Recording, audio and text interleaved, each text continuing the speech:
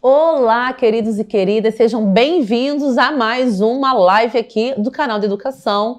Vocês já me conhecem, eu sou a professora Estela Rocha, eu coordeno a área digital aqui de Educação da Gran Faculdade e hoje eu estou trazendo uma pessoa assim que eu adoro ela na minha trajetória profissional e eu levei ela para a minha trajetória pessoal também. E assim, vocês têm visto que eu tenho trazido várias pessoas aqui para minha bancada e como eu tive várias pessoas que me ajudaram, né, a seguir e me tornaram uma profissional melhor, eu também vou dando espaço para elas aqui nessa bancada. A minha convidada de hoje é a Luciene Gouveia. Luciene foi minha aluna no curso de serviço social e desde então a gente não perdeu contato, né? E a Lu vem falar hoje aqui um pouquinho com a gente dos desafios e a força da maternidade atípica, reflexões sobre lutas e possibilidades, né? Esse nome lindo que só uma assistente social maravilhosa como ela é conseguiria propor. Luciene, vem para minha bancada aqui para a gente trocar um pouco. Seja bem-vinda. Nossa, te ouvindo aqui já estou emocionada, né? Olá, Estela, obrigada pelo convite. Muito feliz pela jornada, né, que você vem construindo, contribuindo efetivamente por uma educação democrática e para todos. Então, é com muita alegria mesmo que eu recebo esse convite e estou extremamente feliz em estar aqui com você. Que bom. Lu, conta um pouquinho para os nossos estudantes que estão em casa, qual é a sua formação? Porque a gente se conheceu lá no curso de serviço social, mas conta um pouquinho da Luciene, né? Quem é a Luciene?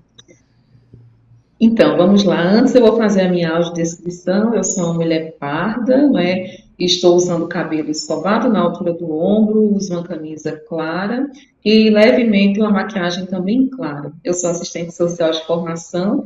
Fui sua aluna lá em 2010, no Rio de Janeiro, né?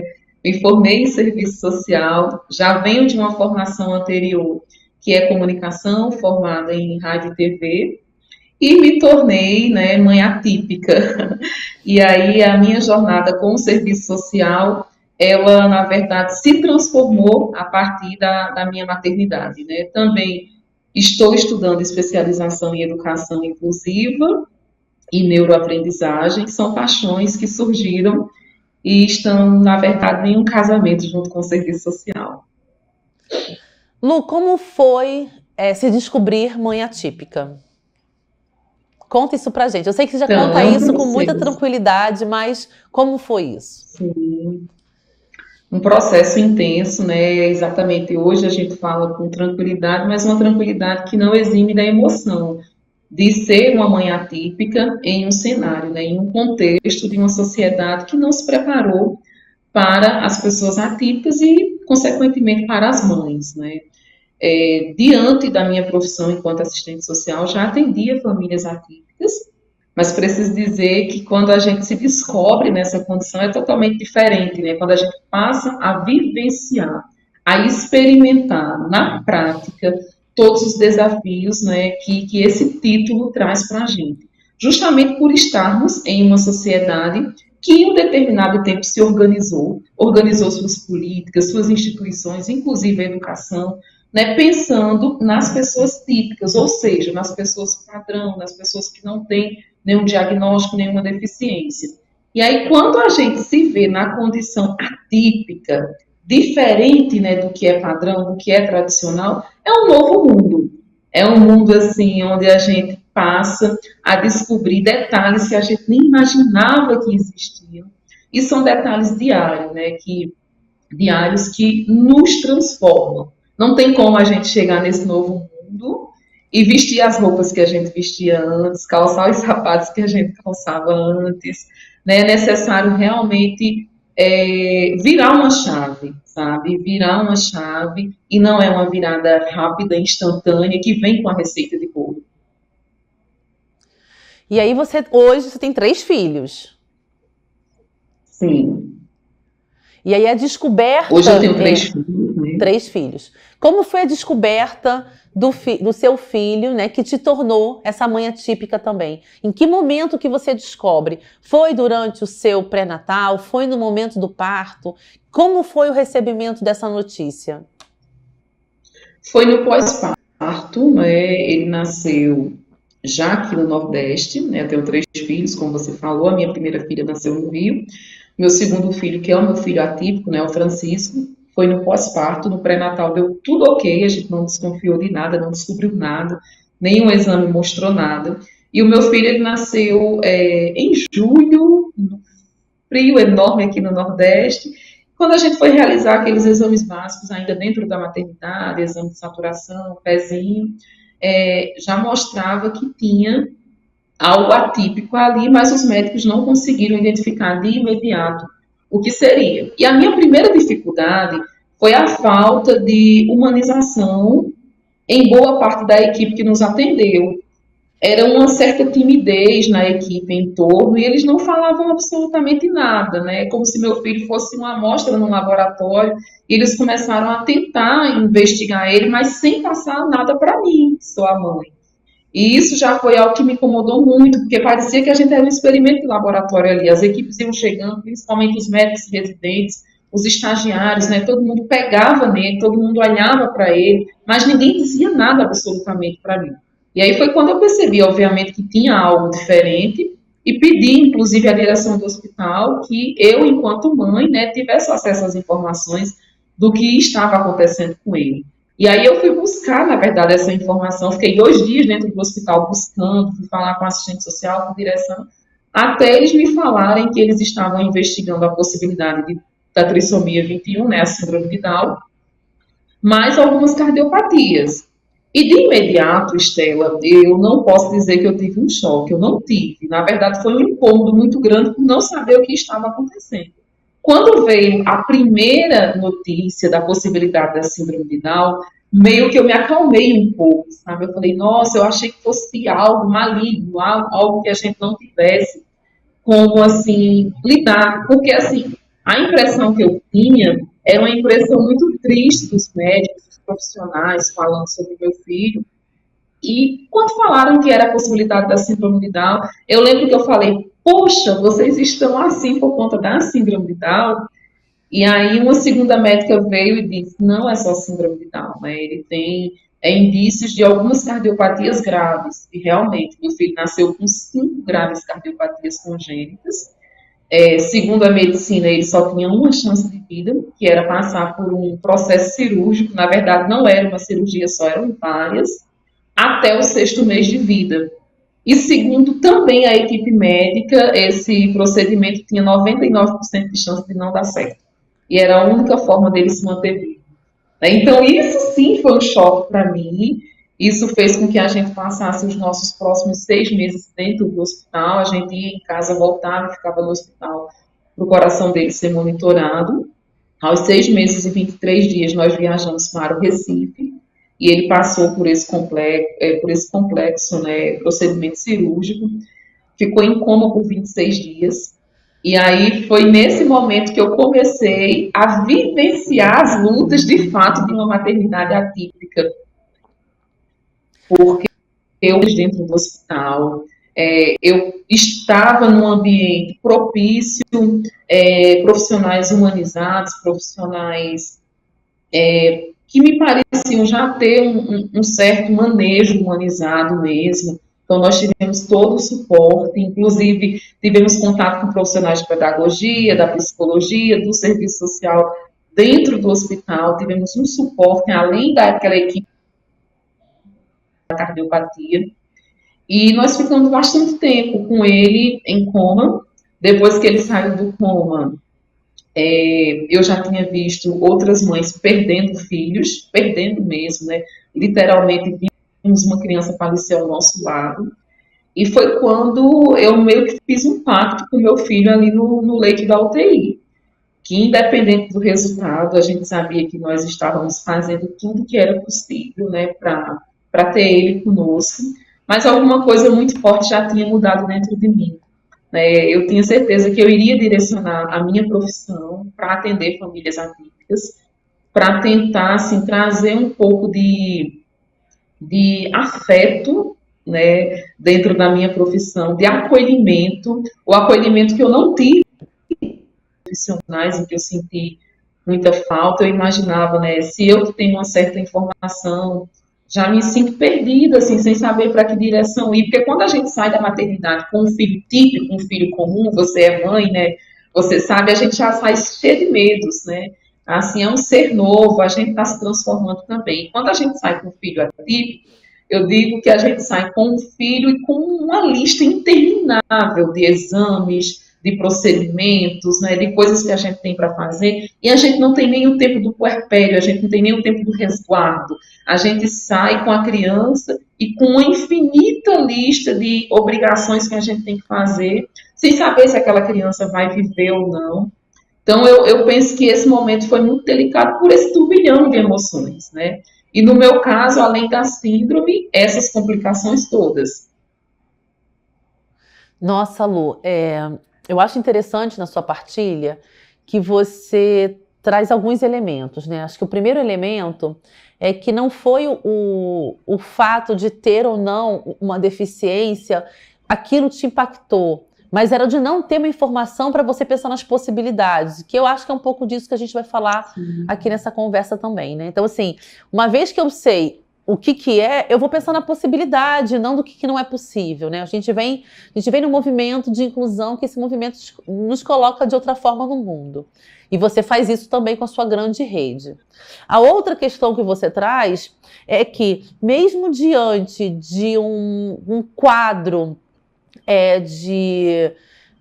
que a princípio, né, era improvável a sobrevivência, porque você fala dos dados, 99% de não dá certo. Ninguém te falou que tinha 1%. Eles te falaram apenas o que não era, né? Então você recebeu muitos não pode, não vai ser, não é, não... E mesmo assim você fala, eu me mantive 6 meses dentro do hospital monitorando, ele ficou forte o suficiente para fazer a cirurgia, que não aconteceu no seu estado, precisou ir para outro. Você precisou contar... Você precisou construir uma rede de apoio, porque essa rede você não tinha, né? E aí eu queria que você falasse um pouco disso. O serviço social, né, esse teu olhar ali, te ajudou a te colocar no mundo de modo diferente? O serviço social, sim, me ajudou. As pessoas que passaram por mim durante a minha trajetória, eu sempre falo da questão do afeto, independente de qual seja a sua atuação. O afeto cura, o afeto ele mostra possibilidades. E eu lembro demais de quando eu fui tua aluna, de quando você falava do poder do abraço, do poder do afeto. Eu carrego isso na minha formação, nas minhas outras formações. Na própria história de vida, eu venho de uma família nordestina. Quando eu nasci, o meu pai já tinha 65 anos, então eu fui criada por uma família muito afetuosa e uma família muito aguerrida, onde mesmo diante das adversidades, da seca, da falta de estrutura, de política pública, eu aprendi a olhar para as possibilidades. Você falou bem, uma das coisas que mais me incomodou foi não ter a informação clara para eu saber como organizar o meu pensamento, as minhas emoções e pensar nas possibilidades. Porque eu falo que eu sou a profissional das possibilidades, né? O mundo está ali mostrando limites e eu estou tentando buscar na teoria, no estudo, no que já existe conquistado, nos documentos. Eu vou sempre tentando transformar limites em possibilidades. E foi assim na minha maternidade. Nas minhas maternidades com meus outros filhos também, principalmente no Francisco, né, por tudo que a gente está falando, Estela, dentro do hospital, a gente só escutava nãos, né?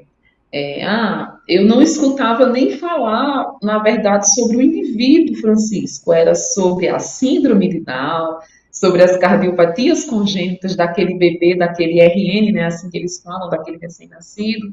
Eu não conseguia identificar nos profissionais o trato para com ele, enquanto como um indivíduo que, independente de todos esses CIDs, né, todos esses diagnósticos, ele enquanto todo mundo estava falando das impossibilidades, eu olhava para o meu filho, ele estava sorrindo. Eu olhava para o meu filho, ele estava segurando o meu dedo. Eu olhava para o meu filho, ele estava me cheirando. Então, isso me sustentou muito, porque enquanto todos os diagnósticos eram muito negativos, eu olhava para ele e eu vi um bebê lindo ali, sorrindo, sabe? Na UTI, nós estávamos lá em 10, 12 bebês, eu não lembro, E eu olhava para todos, eu ficava olhando o momento que eles sorriam, o momento que eles trocavam carinho com suas mães, com os profissionais, e eu via enquanto isso era potente.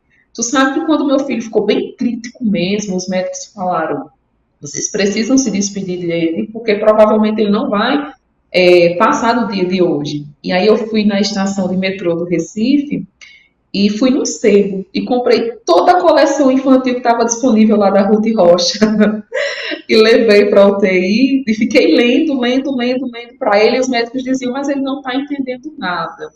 Ele está em coma. Eu dizia, tá certo, mas eu estou. Isso está me acalentando, isso está me fazendo bem. E eu comprei também O Pequeno Príncipe. E eu lembro que eu reli O Pequeno Príncipe.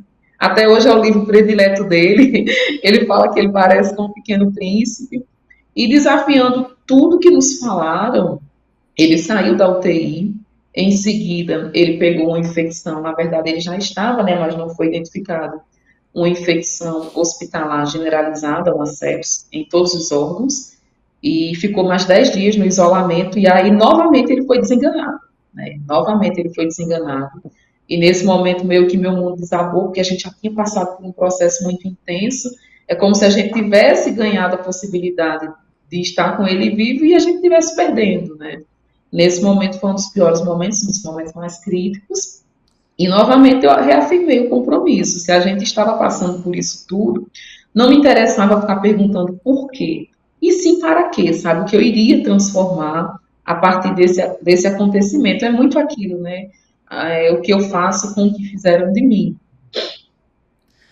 Nossa, Lu, que agora eu me segurei, bebe seu copinho d'água, porque eu me segurei aqui. Eu estou fazendo aqui uma série falando sobre literatura, né? E você trouxe exatamente isso. Sim. Você falou o quanto que o poder da literatura estava ali te apoiando, não só para aquele bebê, mas para você também. E hoje, quando ele fala Sim. que ele é o Pequeno Príncipe, e a gente sabe que, olhando pela humanização, lá ele estava, né? Ele recebeu essa sua mensagem.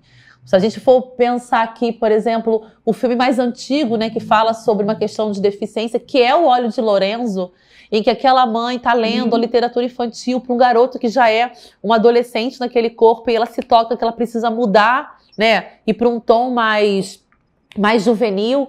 Então, assim, a literatura cura. Lu, a gente está aqui na nossa reta finalíssima. Eu vou pedir que você deixe uma mensagem para os nossos estudantes, para outras mães. É claro que você vai voltar aqui muitas vezes, porque a gente trocou muito durante esse tempo, né? Como ela falou, a gente está aqui desde 2010, né? Nessa caminhada. Vamos ter um dia para a gente falar ainda do do livro que ela produziu durante a pandemia. E assim a gente articulou uma rede gigante para falar sobre brincadeiras, mas isso é para um outro dia. Por hoje, eu peço deixar uma mensagem para as mães, então, que estão aí recebendo, né, esses laudos, essas inquietações, essas não possibilidades. O que você tem para deixar para elas, Lu? Então, é que diante disso tudo, elas busquem uma conexão profunda com seu filho, com aquele ser único que se apresenta ali para ela naquele momento, independente do contexto dela, independente da condição econômica, da classe social, da localização geográfica, né? Que ela busque se conectar com todas as forças com aquele ser que ela gerou. E com certeza ela vai encontrar uma força, ela vai encontrar possibilidades que ela nem sabe que existe. Essa conexão. E para os profissionais, né, de pedagogia, os futuros profissionais, que ao receber um aluno atípico, um estudante atípico, antes do título atípico, busquem também essa conexão profunda. É comprovado cientificamente que o nosso cérebro ele aprende de diversas maneiras. Então, a gente precisa criar diversas maneiras de ensinar. E através da conexão, do afeto, da valorização do indivíduo de forma totalitária, entender que ali ele é um ser biopsicossocial, ele não é algo, né, só voltado para a biologia, ele tem alma, ele tem espírito, e a conexão é a chave de um caminho assim, de muitas possibilidades. Muito obrigada, Estela, pela oportunidade.